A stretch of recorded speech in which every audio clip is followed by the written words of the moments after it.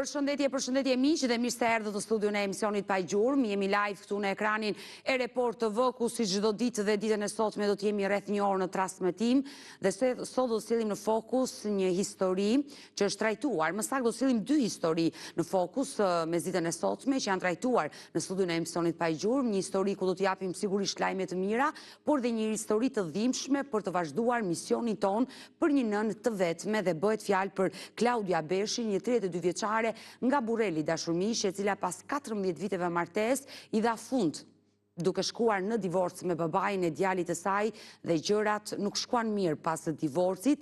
Klaudia ka qenë vetëm përpara disa javë në studion e emisionit Pa Gjurmë në një përballje me ish bashkëshortin, u ndje e lënduar nga ai pasi të dy ata kanë sjellë në jetë një djalë i cili është 8 vjeç, Klejsi, ndodhen në karrike me rrota, por babai, edhe pse i është dhënë e drejta nga gjykata të paguajë një detyrim ushqimor të kujdeset për të birin, ai ka fikur telefonin dhe nuk do t'ja di për djalin e vogël.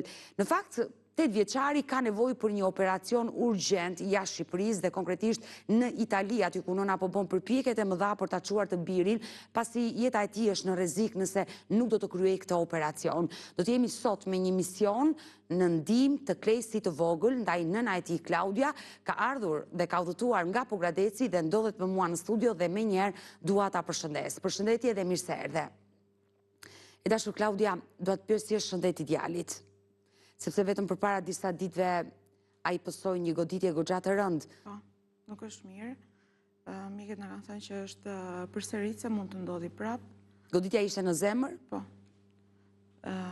Zgjati diku te 3 minuta dhe pas ndërhyrjes mjekëve u bë më mirë, më thanë që ai ka lindur në fakt me 2 yrbëra në zemër. Dhe ndoshta këta janë ato shqetësime që e jep vazhdimisht. Më thanë që do jetë përsëritse. Uroj që të mos i ndodhi të paktën pa e dorëzuar në dorën e mjekut. Atë ditë djali pati probleme me frymarrjen, që ti e çove në urgjencë? Po, ishte ora diku 4:45 e mëngjesit. Sot si është? Po, në fytyrë është pak i zbet, por më mirë se atë ditë. Ndërkohë që mjekët vazhdojnë të... Po, insistojnë që duhet të jetë në kontroll të vazhdueshëm mjekëve sepse është përsëritse dhe mund t'i ndodhi prapë. Për të bërë një operacion që mund t'i shpëtoj jetën dhe mund t'a bëj një fëmijë të lumtur si gjithë bashkëmoshatarët e tij, pasi Klejsi fatkesish ka lindur me një problem në shtyllën kurrizore.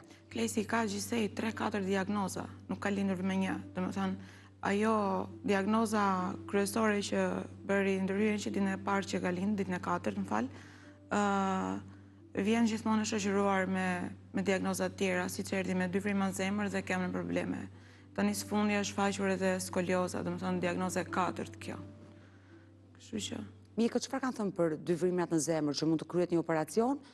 Apo frymat janë mbyllur, por këto goditjet e herës pas hershme vazhdojnë për shkak se akoma nuk ka shkuar totalisht ku duhet. E kupton? Domethënë është drejt mbylljes, por jo totalisht. Jo rikuperim totalisht të... Dhe mund të mbyllen deri në moshën 18 vjeç, domethënë.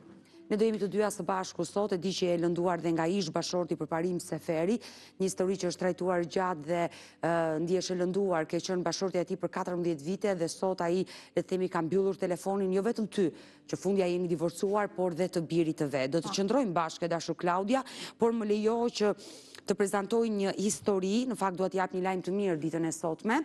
Do të flasim për historinë e Marieta Dautit, një 27 vjeçare. Regjia do më ndihmoj me foton dhe pasaportën e Marieta Dautit, një re nga Korça, e cila fatkesisht u largua dhe humbi çdo lloj kontakti me familjarët e saj në 15 shtator të vitit kaluar.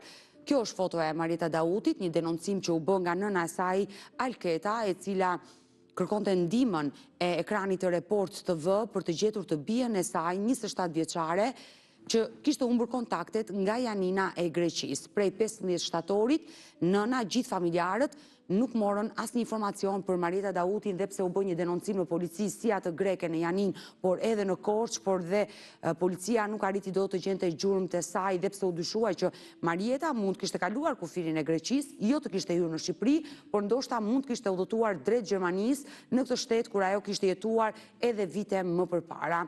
Një histori e ndërlikuar e kësaj të reje, e cila kishte rënë në depresion kohët e fundit për shkak të një marrëdhënie me një të ri nga Korça, i cili e kishte shfrytzuar duke i publikuar në rrjete sociale të ndryshme fotot e saj nudo, dhe kjo gjë kishte krijuar një gjendje të rënduar psikologjike te Marieta dhe nëna gjithnjë dyshoi se shkaku i largimit të vajzës dhe të humbiste kontaktet me familjen ishin pikërisht publikimi i këtyre fotove. Por kush është historia e Marieta Dautit, si u zhduk ajo, çfarë dyshon nëna?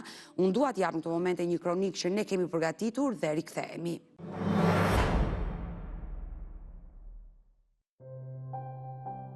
Prej 15 shtatorit të vitit të kaluar, jeta Alketa Dautit nga Korça është ndalur në pritje të një lajmi për vajzën e saj Marieta Dautit, 27 vjeçarja, humbi gjurmët në janin të Greqisë dhe që prej asaj dite, fati i saj mbetet i panjohur.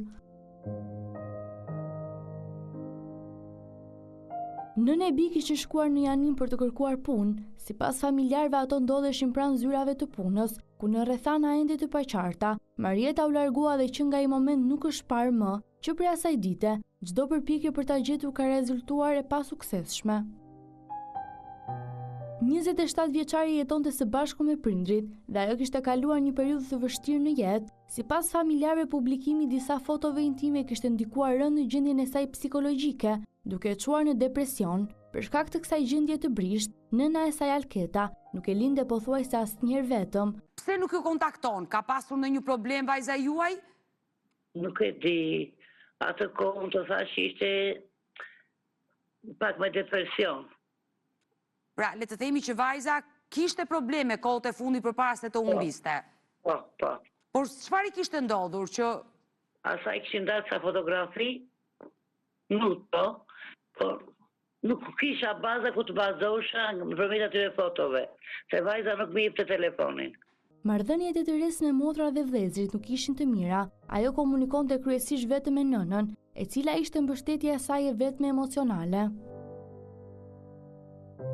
Me njerë pas zhdukjes, Alketa Dauti ka bërë denoncim në polici, po pavarësisht kërkimeve, deri më tani nuk ka asnjë të dhënë zyrtare.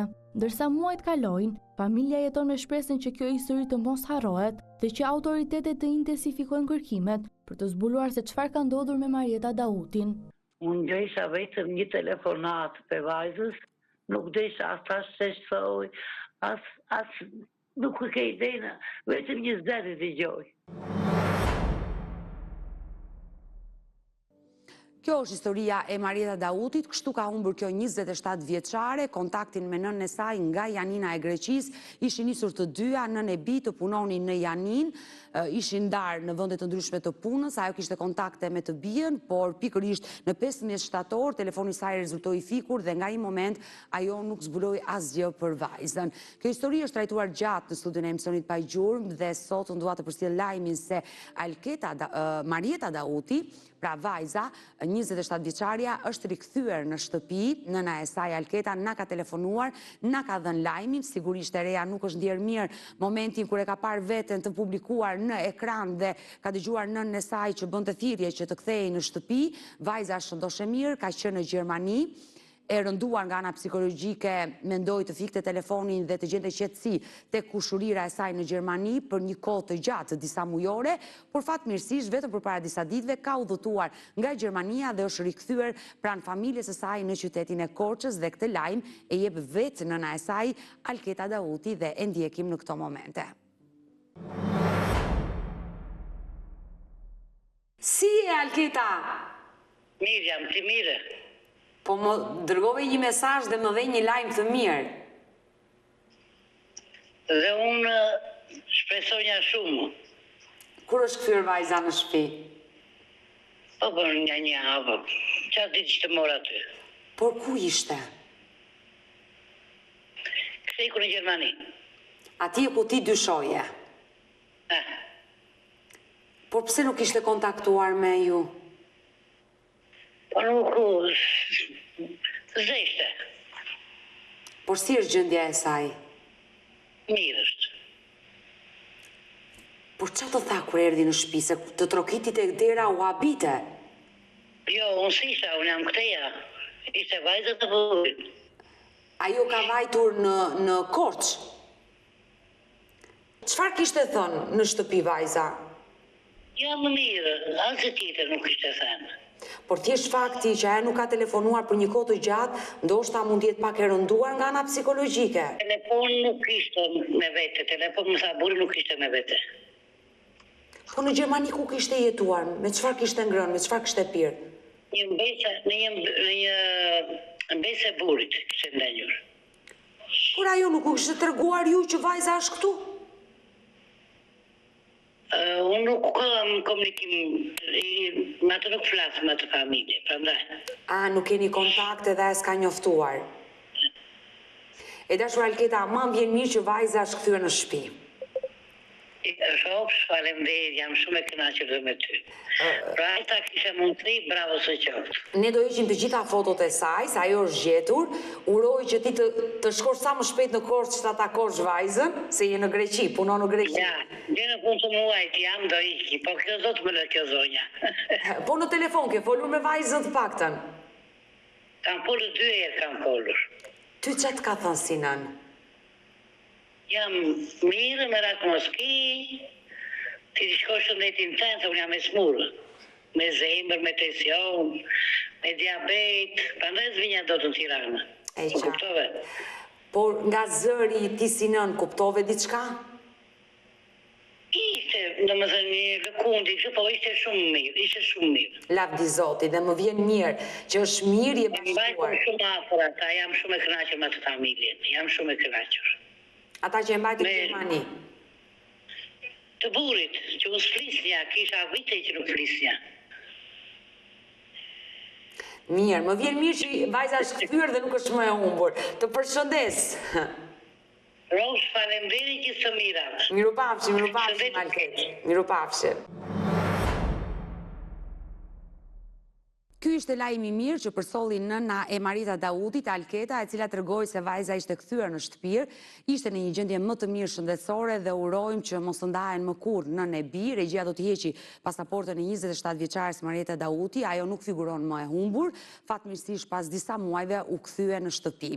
Mirë dashur miq, do të qëndrojmë sërish bashk live për të vazhduar me historinë e Klaudiës nga Pogradeci, 32 vjeçaria, nëna që ka nevojë për ndihmë për djalin e saj. Mirë, jemi sërish bashk live dashur miq për të vazhduar me historinë e Klejcit, 8 vjeçari, i cili ka lindur me probleme shtyllën kurrizore dhe fatkeqësisht nuk mundi dosë të ecte si gjithë bashkëmoshatarët e tij, nuk i ka hedhur kurrë hapat e parë, ai ndodhet në një karrike me rrota, ndërkohë që prindit e tij janë të divorcuar dhe gjendja ekonomike e bën nënën e vetme, Klaudion, mos të ketë mundësi për të kuruar të birin e saj jashtë Shqipërisë.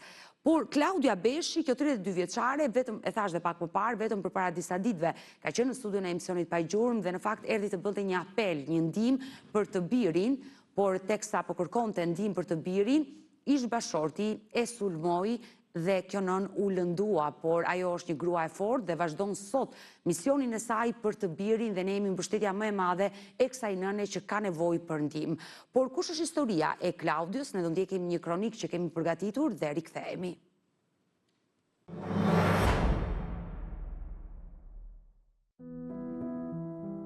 Klaudia Beshi, 32 vjeç me origjinë nga Borreli, është një nënë që sot përballet e vetme me sfidat më të vështira të jetës. Çdo ditë për të është një betejë, ku në qendër qëndron përpjekja për të shpëtuar dhe për t'i dhënë një jetë më të mirë djalit të saj, i vogël i vuan nga spina bifida, një sëmundje diagnostikuar që në lindje, e cila ka kërkuar ndërhyrje të shumta kirurgjikale dhe përkujdesje të vazhdueshme mjekësore. Por përveç përballjes me sëmundjen, Klaudia thotë se është ndeshur dhe me një tjetër dramë, mungesën e mbështetjes nga ish bashkëshorti. Sipas saj, martesa 15 vjeçare ka qenë mbushur me konflikte, ndarje dhe rikthime, ndërsa sot ajo akuzon atë për papërgjegjshmëri ndaj djalit. 32 vjeçaria Rrofensi është dashur të përballojë vetëm me trajtimet dhe kostot e larta për shëndetin e të birit, ndërsa vështirësitë ekonomike janë rënduar edhe më shumë, madje në momentet më kritike, ajo tregon se ka mbetur e vetme edhe gjatë trajtimeve jashtë vendit. Klaudia sjell edhe pretendime të forta për marrëdhënien me ish bashkëshortin, duke rrëfyer për situata të pazakonta që sipas saj kanë ndikuar në jetën e saj personale. Ai nuk ka qenë asnjëherë prezent në sakrificat që unë kam bërë për djalin. Për djalin e vet. Absolutisht. Ajo martesë nuk ka qenë asnjë ditë, asnjëherë, asnjë vit, okay. Gjëja që ka rënduar më shumë ka qenë e kënduarit me gjëra satanike, duke kënduar për të mos ikur. magji, e thënë në fjallën popullore. Për të gjithë vitet që kena jetuar bashkë, e ka pranuar vetë dhe unë me të kënduar e kam mbajtur gjithë jetën, sepse kjo s'do qëndronte me mua. Nga ana tjetër, ish bashkëshorti në një lidhje telefonike e hedh poshtë këto akuza, duke i cilësuar si të pavërteta dhe duke pretenduar se ka qenë gjithmonë i pranishëm në ndihmë të familjes. Zonja, kur ka ikur që këtu, më ka thënë mua nuk ke për ta parë djalën mene. Ti nuk më shpërblen dot mua në miliona ato vite që unë kam harxuar duke pritur ty. Të lutem. Dëgjoj mua. Çfarëdo që kesh bërë, i ke në shtëpi, unë nuk kam marrë asgjë me vete përveç djalit dhe valinxheve të mia. Të lutem. Me fakte. Që prej shtatorit të vitit 2025, Klaudia jeton në Pogradec, në një banesë me qera, një shtëpi modeste që ajo përpiqet çdo ditë ta mbajë ngrohtë, pavarësisht vështirësive të shumta ekonomike. Të ardhurat e vetme për këtë familje janë 267.000 lekë në muaj, të siguruara nga pagesa e aftësisë së kufizuar të djalit. Ndërkohë ëndra e 8 vjeçarit mbetet e thjeshtë, por e madhe, që një ditë të shërohet, të ecë vetë dhe të mund të shkojë në shkollë si gjithë bashkëmoshatarët e tij. Një dëshirë e sinqertë fëmijërore që për nënën e tij është kthyer në motivin më të fortë për mos t'u dorëzuar. Kush është dëshira ëndra jote? Ëndra për mamin tim. Ëndra për mamin Çfarë tënd. dëshire ke ti? Për çfarë lutemi Zotit neve? E lutemi Zotit që dhe kemi Që të një shërojë dorë që në ma shërojnë dorë një. Sa të shërojnë mua keme ndojë të venë në shkollë. Jemi rikthyer dashur miq, kjo ka qenë një përballje goxha e fortë në transmetim live në studion e emisionit Pa Gjurmë, ku Klaudia u përball me ish burrin i cili e akuzoi nënën e fëmijëve që pas divorcit ajo ishte një pengesë e madhe, ai nuk e takonte të birin, ndërsa Klaudia vazhdon ende këmbgul që ai është një baba i papërgjegjshëm, nuk e takon të birin dhe mbi të gjitha nuk kontribon, duke ditur që djali i çiftit ka probleme dhe ndoshta shuma duhet dy fish për atë fëmijë që fatkeqësisht ndodhet në atë karrike me rrota. E dashur Klaudia, nuk ka qenë e lehtë dhe përpara se të hynim në transmetim the jam e lënduar nga babai i djalit. Po. Pas atij transmetimi, ai nuk ka reaguar fare? Jo, fare. I kam shkruar ditën që djali pësoi goditjen në zemër, edhe sot ti shikosh mesazhet duken të pashikuara, por ditën e seancës që kishim, seancën e fundit gjyqit, i shkoj në tavolina ku ishte ulur dhe i them si ka mundësi që ti nuk i shikon mesazhet. Sepse divorci ende nuk Jo, mbaroi divorci. Pra, po. ligjërisht ju jeni të divorcuar. Çfarë ka vendosur gjykata që na i thua Gjykata ka vendosur pensionin ushqimor 150.000 lekë në muaj. që duhet pagoj babai për djalin? Dhe takim çdo muaj 4 orë dhe bisedë telefonike çdo ditë nga ora 4 deri në ora 6 mbas ditës, që ai se bën as të ka bërë ndonjëherë. Kështu që edhe pas kësaj gjës që ndodhi, i them të zë gjumi i qetë në shtëpi, ndërkohë që ti e din që fëmia pësoi goditjen në zemër, edhe më thot kam pyetur unë për djalin. Djalin ne kemi bërë bashkë dhe ti duhet të më pyesësh mua si është djali. Asnjë tret nuk mund të t'jap informacion sigur si unë që jam me fëmijën. Që e 24 orë Absolutisht. me djalin. Kështu që kaq më tha dhe As djali nuk e ka takuar? jo fare. Sepse ai realisht edhe pas transmetimit e dashur Klaudia vazhdoi të kishte kontakt me stafin ton duke treguar që unë jam i gatshëm të paguaj për djalin.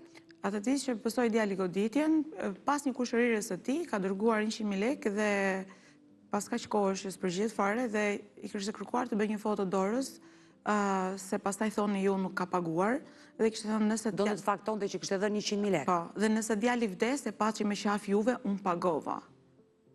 Kjo është e rëndë. Kështu që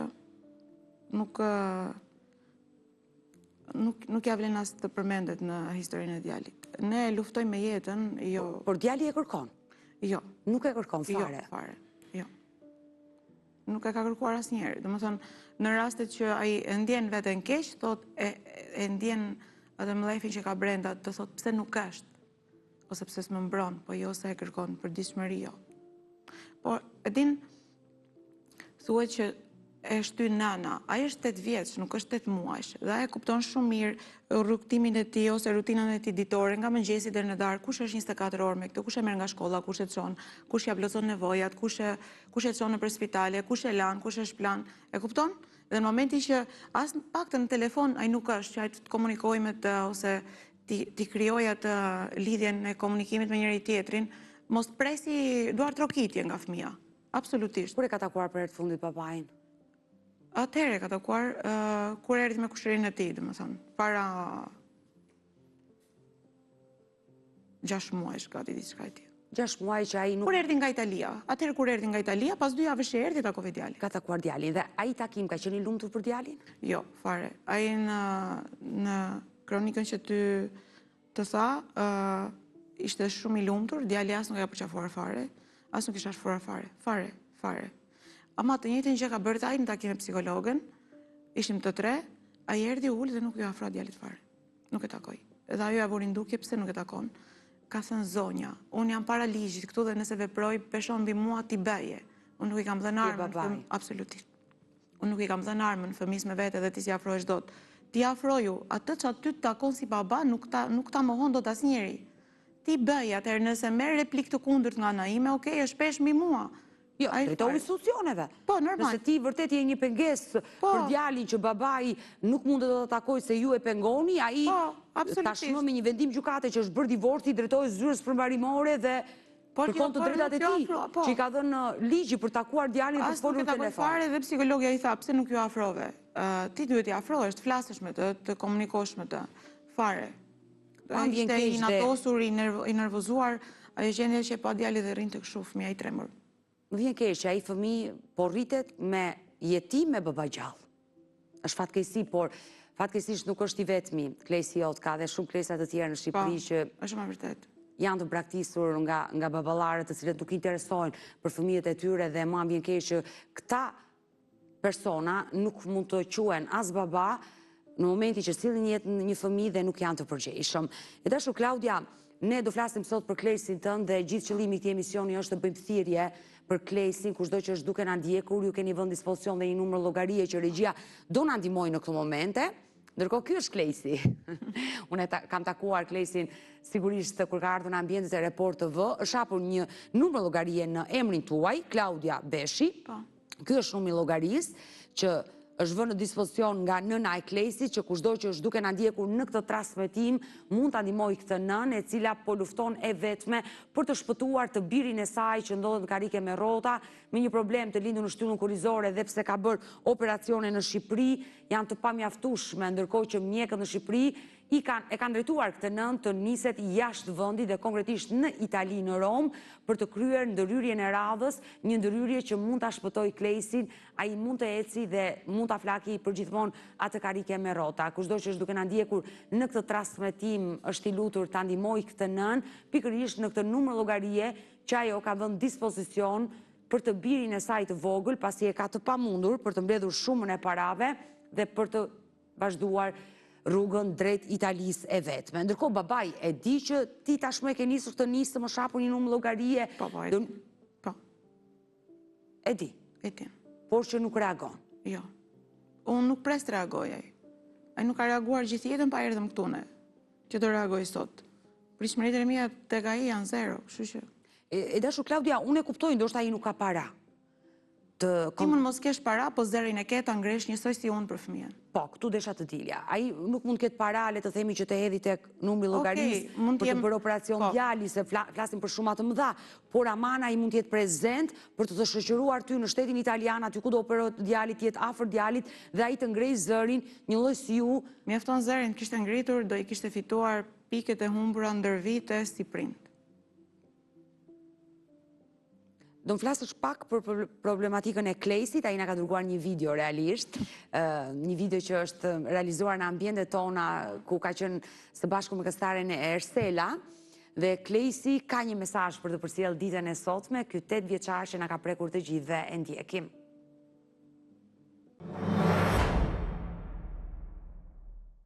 Jam Klesi Seferi, jam e karrige me rrota. Kam marrë zërë këtu të mendoj për mendim për mua që dëshiroj dhe zëm vetë për shkollë. Kam nevojë që dëshiroj kemen, kam në kemen e në kurisi. Intime, por që më dëshiroj kemen që të shkoj vetë në shkollë. Që pas episodin e ku linda mua, më në të shumë e ku në prente doktori. Të nisëm edhe më në miqik. Urojmë dhe shpresojmë që ëndra e këtij fëmije, ëndra jote si nën të shkojë deri në fund, për të mbledhur ajo shumë parash, sa më shpejt e dashur Klaudia, me shpresën që do kryhet ai operacion, sepse ju duhet të niseni me urgjencë drejt Italisë, ku mjekët ta shikojnë më nga afër djalin dhe të shikojnë situatën e tij, por do flasim pas pak, më lejo të bëj dhe një thirrje tjetër në këto momente për gjithë teleshikuesit që janë duke na ndjekur në këtë transmetim live, kushdo që ka mundësi, qoftë me shuma modeste, ta ndihmojmë këtë nën të vetme, të niset drejt Italisë për të kryer operacionin për të birin e saj Klesi që ndodhet në atë karike me rrota. Klaudia ka hapur një numër llogarie, regjia do na ndihmoj me atë numër llogarie. Kushdo që ka ndezur ekranin, televizorin në këto momente, ne po flasim për historinë e një vogëlushi 8 vjeçar, i cili ka nevojë për para, për të bërë një ndryrje të vështirë në trupin e tij, që bëhet në shtetin italian, në Rom. Numri i llogarisë është hapur në emrin e nënës së tij, Klaudia, nëna e tij ndodhet me mua në studio. Ky është numri i llogarisë, kushdo mund të kontribuojë me shuma modeste, unë e them shpeshherë kur trajtojmë histori të tilla dhe kërkojmë ndihmë, nëse bëhemi të gjithë bashkë dhe kontribuojmë nga pak, mund të realizohet një shumë që Klesi të niset drejt Italisë dhe të kryhet ai operacion shumë i rëndësishëm për jetën e tij. E dashur Klaudia, çfarë të kanë thënë mjekët në Shqipëri, le të themi, sepse mjekët italian ende nuk e kanë parë nga afër djalin për t'i bërë ekzaminime të duhura dhe për të vendosur datën e operacionit dhe gjithçka më vonë. Në të gjitha vizitat që ne kena bërë, mjekët këtu nuk është se e prekin Klesin, na thonë nuk e bëjmë dot. Nuk arrim dot të bëjmë. Edhe në operacionet e këmbës që ktheheshim nga Turqia dhe nëse kishte diçka që nuk shkonte, në momentin që shikojnë dosjen e djalit dhe çfarë është bërë, nuk e prekin. Nuk e marrin përsipër. Atëherë ndalim në shtetin italian, në Rom, jemi në një spital, mund të na i prezantosh për kë spital bëhet fjalë? Është spitali Bambino Gesù, është spitali një ndër më të mirët, e më i vërtet. mirë për fëmijët dhe janë marrë raste më të rënda se djali dhe kanë gjetur shërim dhe besoj se aty kemi shpresë. Për të qenë transparent, atë që unë bëj për herë në studion time me gjithë personazhe, ndoshta ju e keni të vështirë të flisni, hapur, ju jeni në një gjendje jo fort të mirë ekonomike dhe nuk keni mundur dot as të bëni atë udhëtimin e parë, sepse mjekët kërkojnë që djalit ta shkojnë nga afër dhe kjo është sigurisht. Unë kam prej 2 muajsh që punën e kam të mbyllur, sepse djali s'ka qenë mirë, kam qenë 24 orë në shtëpi me ta dhe është e pamundur. E dashur Klaudia, një qytetar i cili na ka ndjekur, kur ju ishit përpara disa ditëve në studion time dhe treguat historinë e Klesin, ai është prekur, është po nga zona juaj, nga juglindja e Shqipërisë, quhet Vasil, i cili vetëm ditën e djeshme ka telefonuar me redaksionin e emisionit Pa Gjurmë dhe është i gatshëm që nesër të dhuroj $3.000 për ty si nën, që ti të nisesh me urgjencë drejt Italisë. Numrin e Vasilit sigurisht do ta kalojmë që dhe ti të kesh kontaktin me të flasësh, të lidhesh, ai do të dorëzoj shumën e parave, do ta kaloj në numrin e llogarisë, është i pari person që do e bëj këtë veprim dhe unë dua ta falenderoj publikisht Vasilin, i cili Absolutisht. Faleminderit Zoti, jashtë përbleft me çdo të mirë atij dhe çdo kujt që kontribon për Klesin. Ndoshta nga jashtë duket sikur Klesi nuk ka diçka serioze, por e them vërtet, jeta e Klesit është në rrezik.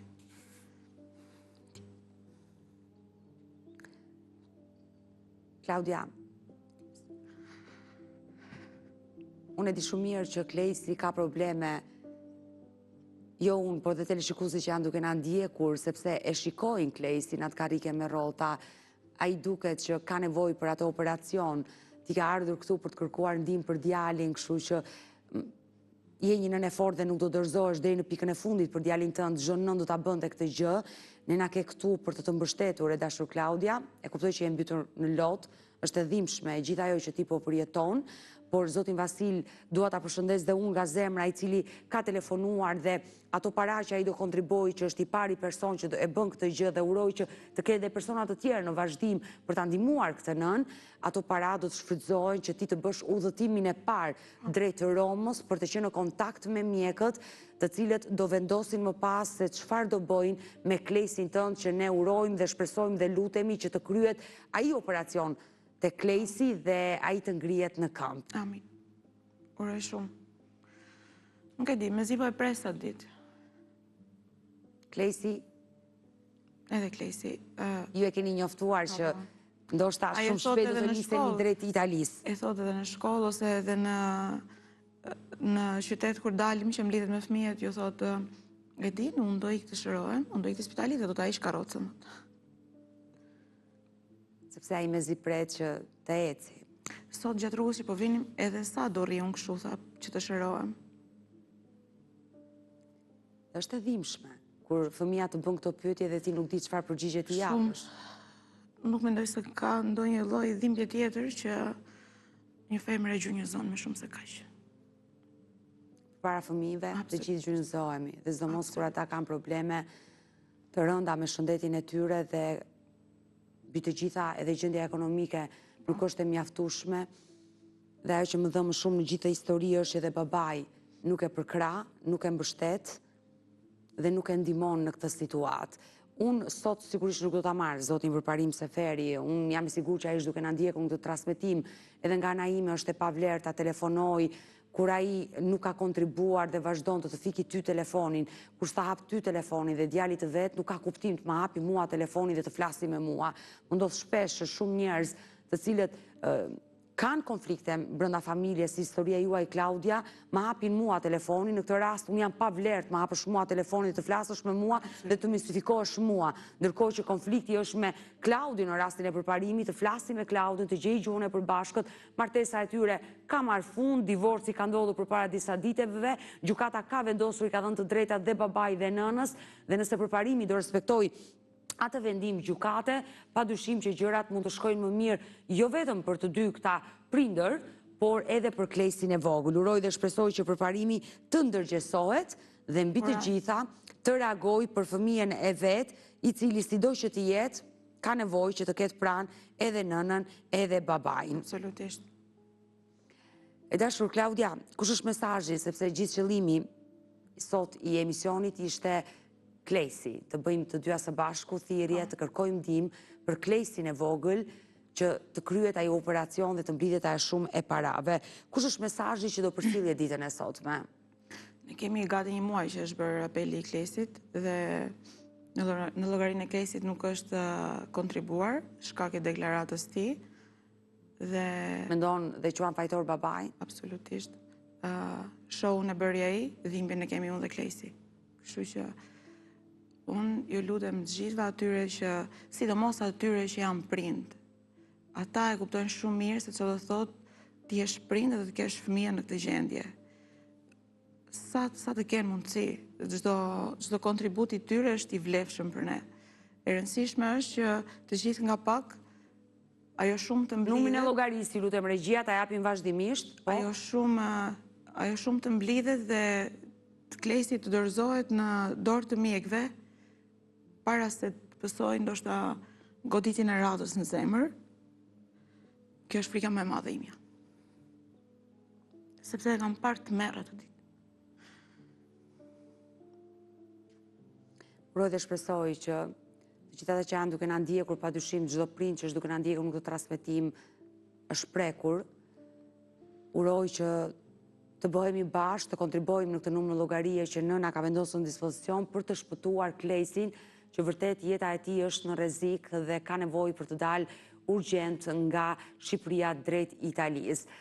Zoti Vasil do t'i dhuroj këto lek, ju e dashur Klaudia, do takojeni personalisht për të marrë shumën e parave që ai ka premtuar, $3.000 për t'i dhuruar, ku ti të nisesh me urgjencë më pas drejt Italisë për të folur me mjekët. Ne do jemi këtu, patjetër që ti kur ti jesh në Itali, ne do bëjmë edhe një lidhje direkte nga Italia për të na dhënë informacionin çfarë kanë thënë mjekët. Do të vazhdojmë të bëjmë thirrje, ta premtoj këtë gjë.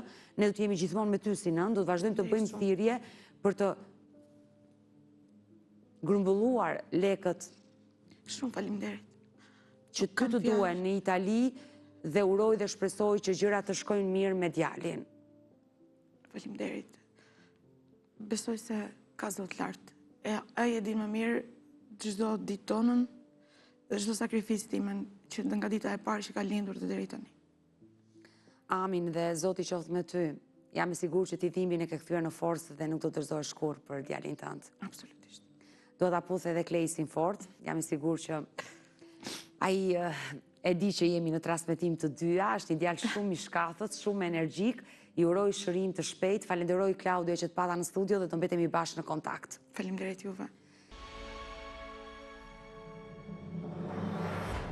Mirë, jemi rikthyer në studio dashur miq, jemi në minutat e fundit për ditën e sotme. Dua të sjell në fokus dy histori, dy humbje, dy pasaporta televizive. Do të jemi në Shkodër në kërkim të Andi Lekaj dashur miq, i cili ka humbur çdo lloj kontakti me familjen e tij nga Shkodra në 26 shtator të vitit 2019 dhe nuk dihet se çfarë ka ndodhur me fatin e 46 vjeçarit. Jeni duke parë foton e Andi Lekaj, një histori që është trajtuar shumë gjatë në studion e emisionit pa gjurmë, fiks që për vitit 2019, ai është trajtuar her pas here nga redaksia jon, por fatkeqësisht ende nuk ka mbritur një informacion dhe nuk është zbuluar e vërteta e Andi Lekaj. Ndaj sot e sillim në fokus këtë histori me shpresën për të marrë ndonjë lajm, ndonjë informacion. Dua të prezantoj historinë e Andi Lekaj dhe rikthehemi.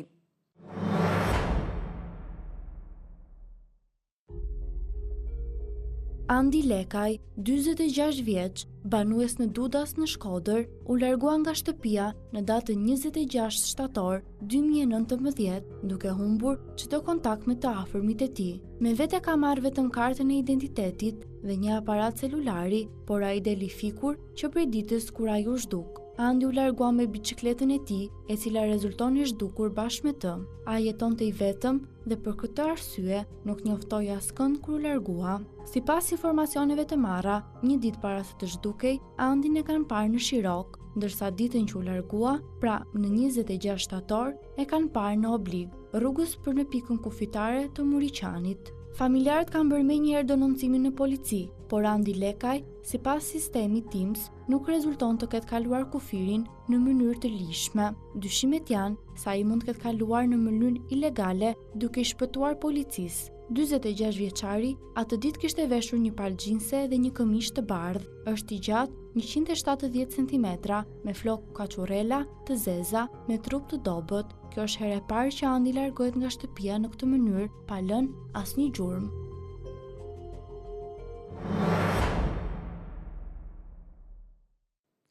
Kjo është historia e 46 vjeçarit shkodran Andi Lekaj dashur miq, i cili ka humbur dhe është zhdukur që prej shtatorit të vitit 2019 dhe bëj thirrje nga studio e emisionit pa gjurmë, kushdo që e njeh Andi Lekaj, kushdo që ka informacion, është i lutur qoftë anonim të lidhet me studion ton. Unë vazhdimisht jap kontaktet tona. Ne kemi dy numra në dispozicion, një numër fiks dhe një numër celular që ndodhet poshtë ekranit tuaj, por ju mund të na shkruani edhe në faqen tonë të Facebookut pa gjurmë Report TV. Mirë, do të shkojmë në qytetin e Elbasanit në këto momente, do të jemi në kërkim të një 43 vjeçari, i cili quhet Mustafa Latja dhe ka humbur kontaktet me familje në 18 janar të vitit 2005 dhe nuk dihet se çfarë ka ndodhur me fatin e Mustafa Latja. Nëna e tij e ka bërë denoncimin në studion e emisionit pa gjurmë këtu në ekranin e Report TV, ku shpreson se ndoshta do mësoj diçka për të birin. Si ka humbur Mustafa Latja, ndjekim këtë material dhe rikthehemi.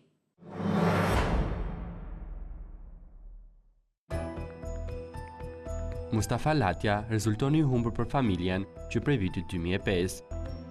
Mustafa Latja, që prej moshës 10 vjeçare, ikte dhe vinte nga shtëpia, ndërsa i pëlqente të bënte një jetë të pavarur. Adilja, Elma është nëna e 2 fëmijëve.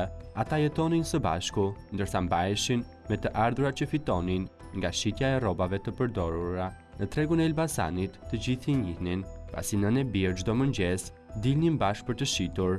Adilja ishte mësuar me ikjet e ardhjet e të birit, kur gjithnjë i duhet ta kërkonte në ndjekje të lëvizjeve të tij. Deri në Tiranë vinte Mustafai, të cilin ajo shpesh e gjente në përbordurat e pallateve. Ajo mundoi të bisedonte me të, por Mustafai ishte gjithnjë i heshtur, nuk fliste për lëvizjet që bënte dhe duke u mbyllur në vetvete. I mbetur jetim pas vdekjes së Atit, në vitin 2005, Mustafai jetonte me ecejaket e fatit. Elma, Adilja, e merrte gjithmonë me vete kudo që shkonte për të bërë tregti, për shkak të dëshirës së të birit për t'u larguar dhe të merakut që ajo kishte si nën se ai mos kthehej më. Në kavaj e mori me vete ku vendosi të zhvendosej për të shitur rrobat të përdorura. Rituali ishte i njëjtë, zbrisnin te stacioni i trenit dhe aty ndaheshin për të ritakuar tek i njëjti stacion, që ishte destinacioni i tyre i ditës. Stacioni i trenit ishte vend takimi i përhershëm për të kthyer në Elbasan mbrëmjeve. Largimi më i gjatë ishte ai, për afër 6 muaj, ku Adilja gjente të birin në Tiranë, ku jetonte në një shtëpi të braktisur. Ajo rikthei në Elbasan të birin sërish. edhe pas martesës së motrës, kështu ndodhi, festuan dhe më pas Mustafaj u largua përsëri për të qëndruar larg familjes për afro 4 muaj të tjerë, dhe u rikthye vetë në banesë. Ishte 18 janari viti 2005, ku ajo u takua për herë të fundit me nënën e tij. Për kësaj here, largimi do të ishte më gjatë dhe pritja e nënës gjithashtu. Nëna sot kërkon të birin, fati të cilit ende nuk dihet.